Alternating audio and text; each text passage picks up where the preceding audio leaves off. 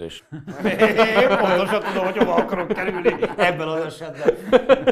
De tényleg foglalkozunk most Bocsánatot kérek, én szeretnék a női részlegre menni. Még egy a Botonnak, szóval, hogy amit fölvázolsz, azért abból az következne, hogy nem könyvfóliázással kéne foglalkozni, meg Pride betiltással, hanem el kéne menni mondjuk a Balatonpartra majd pár hónap múlva, amikor indul a szezon, hogy milyen strandeszközök vannak kiállítva, vagy bemenni egy szabadon választott játékboltba, akár itt, akár az Unió bármelyik országába, a gyerekeknek, hogyha veszel egy strandcikket, egy labdát, egy bármilyen vízi játékot, vagy akár egy Lego készletet, ott vannak a szivárványos cuccok. Na most ez sokkal hatékonyabb és alamuszibb agymosás, mint az, hogy ott vannak könyvek. Miért? Hát azt majd eldöntöd, hogy és még ha meg is veszed, vagy a gyerek bele is lapoz egy könyvesboltba, még mindig tudod kontextualizálni.